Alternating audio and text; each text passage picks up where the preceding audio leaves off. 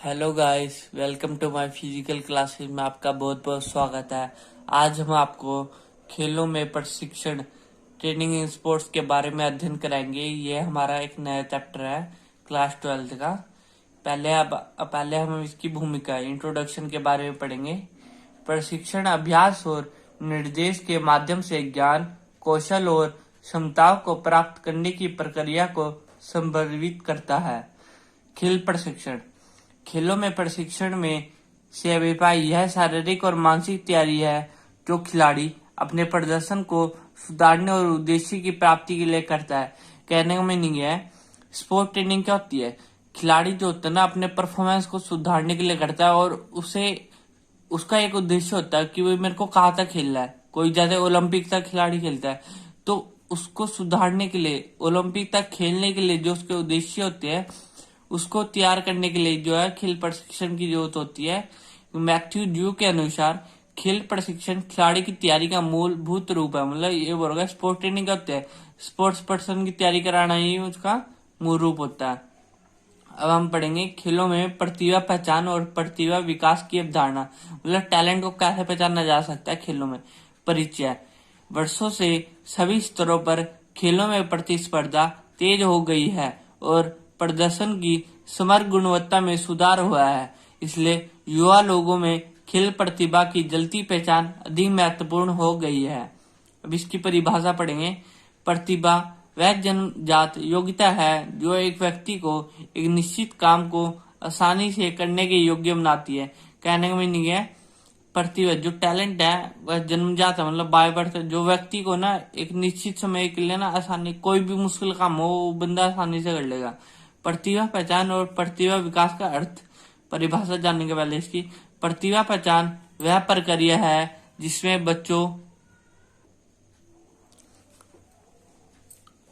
उस खेल में भाग लेने के लिए प्रोत्साहित किया जाता है जिसमें उनके सफल होने की अधिकतम संभावना होती है।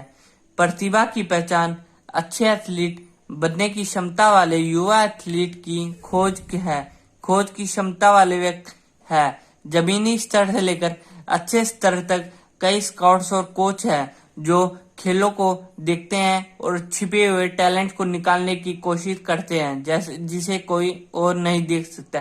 कहने का मीनिंग है, जो टैलेंट है ना बच्चों में, स्पोर्ट्स पर्सन में, वो हम कैसे जानेंगे? उनको कोच होते हैं, जो स्काउट्स के टीचर होते हैं ना स्कूल में, वो देख सकते हैं जिसे कोई और नहीं देख सकता। प्रतिभा पहचान के महत्व। Importance of talent in identification. First, महान प्रतिभा की खोज। अच्छे खिलाड़ियों को युवा आयु में खोज कर संस्थाओं और कोच उन्हें आवश्यक साधन और समर्थन देकर उनकी प्रतिभा को विकसित करने और पूरी क्षमता को पाने में उनकी मदद कर सकते हैं। सेकंड, छिपी हुई प्रतिभा की पहचान, क्योंकि इससे उन व्यक्ति की पहचान और विकास होता है जिसमें एक विशेष क्षेत्र में आगे जाने की क्षमता होती है परंतु जिन्हें परंपरागत ढंग द्वारा नहीं खोजा जा सकता। कहने का मीनिंग इसमें है, ये बता रखा है कि भाई ऐसे बच्चे जिनको आगे जाने का टैलेंट है, आगे गेम में या किसी चीज में जाने का टैलेंट है परंतु वो छुपा पड़ा है, वो निकल नहीं रहा, उनके लिए बताया गया है कि भाई स्कूल में जो कोच होते हैं, स्काउट्स के टीचर होते हैं, वो निकाल सकते हैं इनका टैलेंट। थर्ड, देश के लिए एक महत्वपूर्ण पूंजी पाने में मदद मिलती है। प्रतिभाशाली खिलाड़ियों की पहचान और विकास द्वारा एक देश मजबूत टीम या व्यक्तियों का समूह बन सकता है जो अंतर्राष्ट्रीय मंच पर मुकाबला कर अच्छा प्रदर्शन कर सकता है। कहने का मीनिंग इसमें ये है, इससे क्या होता है ना, देश मजबूत भी रहेगा। और मान लो देश में से बहुत सारे खिलाड़ी बाहर खेलने जाएंगे तो देश का नाम रोशन होगा, ठीक है, और अच्छे अंतर्राष्ट्रीय स्तर पर प्रदर्शन करेंगे तो भी देश का नाम। प्रतिभा पहचान प्रोसेस, टैलेंट आइडेंटिफिकेशन प्रोसेस के बारे में पढ़ेंगे। खेलों में प्रतिभा की पहचान करना एक कठिन चुनौती हो सकती है। प्रतिभा पहचान प्रक्रिया में बच्चों को उन खेलों में भाग लेने के लिए प्रोत्साहित किया जाता है जिससे उनके सफल होने की सबसे अधिक संभावना होती है। ऐसे में बच्चों को फिटनेस पर ध्यान रखते हैं और भविष्यवाणी करने के लिए डिजाइन तैयार किया जाता है। प्रतिभा पहचान की प्रक्रिया स्कूलों में कम आयु में शुरू की जाती है। कहने का मीनिंग इसमें यह है कि भाई जो टैलेंट होता है ना उसको कैसे निकाला जाए बच्चों में। जिन खेलों में बच्चों की रुचि है या जिन चीजों में बच्चों की रुचि होती है उनसे जो है ना पता चल जाता है भाई बच्चा इस चीज में जाना चाहता है। और जो उनकी फिटनेस होती है, बॉडी फिटनेस, बॉडी स्ट्रक्चर होता है, उसको देख के भविष्यवाणी लगा सकते हैं कि बच्चा खेल में है, पढ़ाई में है। और ये सब जो है ना कम उम्र में स्कूलों में देखा जाता है। अब प्रतिभा पहचान के घटक कंपोनेंट्स ऑफ टैलेंट आइडेंटिफिकेशन के बारे में पढ़ेंगे। फर्स्ट, शारीरिक आकलन। इनमें ऊंचाई, भार, शारीरिक रचना और अन्य शारीरिक विशेषताओं को माप तथा शारीरिक परीक्षणों जैसे कि तेज दौड़ो, क्षमता परीक्षणों की माप शामिल है। सेकंड, खेलों को समझने का आकलन।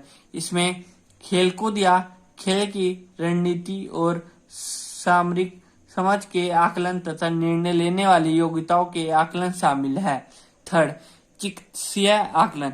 इसमें शारीरिक स्वास्थ्य के आकलन तथा किसी भी स्थिति या चोटों की छानबीन शामिल है जो प्रदर्शन को प्रभावित कर सकते हैं। फोर्थ पॉइंट, आनुवंशिक आकलन। इनमें निश्चित आनुवंशिक परिवर्तनों के लिए आनुवंशिक परीक्षण शामिल है जो कि बेहतर खेलकूद प्रदर्शन से संबंधित है। अब हम पढ़ेंगे खेल प्रशिक्षण चक्र का परिचय। माइक्रो, मैक्रो और मैसो 3 प्रकार के चक्र होते हैं। एक खेल प्रशिक्षण चक्र से अभिप्राय वह अवधि है जिसके लिए खिलाड़ी या टीम योजना बनाती है और प्रतियोगिता की तैयारी के लिए विशेष प्रशिक्षण लागू करती है। इस चक्र को विशिष्ट रूप से कई चरणों में बांटा जाता है। मतलब ये बता रखा है भाई जो टीम होती है वो एक योजना प्लानिंग करती है, उसके लिए जो है ना एक साइकिलिंग बनाई जाती है, साइकिलिंग तैयारी के लिए साइकिलिंग बनाई जाती है जिसको 3 चरणों में बांटा जाता है। पहले माइक्रो चक्र, माइक्रो साइकिलिंग। यह माइक्रो चक्र सबसे छोटी प्रशिक्षण चक्र है जो 1 सप्ताह तक चलता है।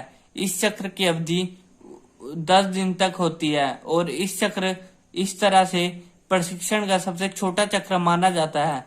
उच्च प्रदर्शन करने वाले खिलाड़ी के लिए यह चक्र 5 से 10 दिन तक होता है। कहने का मीनिंग है ये जो है ना सबसे स्मॉल ट्रेनिंग का साइकिल है जो 1 सप्ताह तक चलता है, मतलब 10 दिन तक चलता है। 5 से 10 दिन तक जोर मार के चलता है। ठीक है, अब हम पढ़ेंगे सेकंड, मैसो चक्र। मैसो चक्र उस सत्र के अंदर एक विशेष प्रशिक्षण खंड से संबंधित है जैसे कि सहन शक्ति चरण। इस प्रशिक्षण चक्र की अवधि 3 से 6 हफ्ते और इस तरह से मध्यम अवधि का चक्र कहा जाता है। यह प्रशिक्षण एक विशेष खंड को दर्शाता है जिसे एक विशेष लक्ष्य को पाने के लिए बनाया जाता है। कहने का मीनिंग इसमें यह है मैसो चक्र जो होता है ना उसको मध्यम अवधि का चक्र कहा जाता है और ये 3 से 6 हफ्ते तक किया जाता है सिर्फ। और ये क्या होता है एक निश्चित इसके पीछे एक लक्ष्य होता है भाई हमें इसे चीज को पाना है। जैसे मान लो कोई नेशनल लेवल का खिलाड़ी है उसको ये उसका लक्ष्य जैसे ये होगा कि भाई मैंने ओलंपिक खेलना है तो उसके पीछे ये ट्रेनिंग करेगा, उसे मैसो चक्र में प्लानिंग होगी उसकी। थर्ड होता है मैक्रो चक्र। एक मैक्रो चक्र पूरे सत्र से संबंधित है। यह सबसे लंबी चक्र है। इसकी अवधि 52 सप्ताह तक होती है। एक मैक्रो चक्र एक वार्षिक योजना है जो वर्ष की लक्ष्य प्रतियोगिताओं की तरफ अधिकतम काम करती है। मतलब ये मैक्रो चक्र जो होता है ना ये सबसे लंबी अवधि का और पूरे साल तक यही ट्रेनिंग चलती है इसी की। ठीक है बच्चों, आज जो हमने नोट करा है बच्चों, जो आज हमने स्टडी कराई है उसको नोट कर लेना है। Thank you for watching my video.